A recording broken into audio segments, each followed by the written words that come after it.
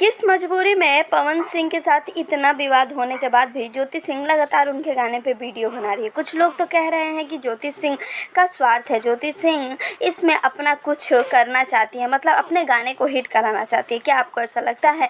जानने के लिए पूरा वीडियो देखें और वीडियो को लाइक और चैनल को सब्सक्राइब करना बिल्कुल ना भूलें। जी हाँ, ज्योति सिंह जी का गाना आया है, मतलब कि उनके चैनल से गाना आया है दुर्गा पंडाल, और ज्योति सिंह ने सबसे पहला वीडियो उन्हीं के लिए बनाया।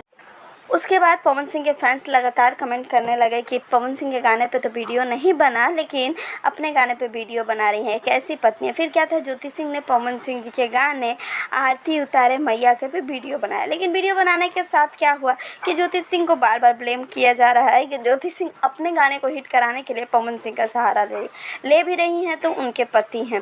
बहुत सारे लोग ये कह रहे हैं कि ज्योति का ये दुख देखा नहीं जा रहा है। बहुत सारे लोग कह रहे हैं कि पवन सिंह का वो कहीं ना कहीं फ़ायदा उठा रहे हैं। तो आपको क्या लगता है? कमेंट ज़रूर करें, वीडियो को लाइक ज़रूर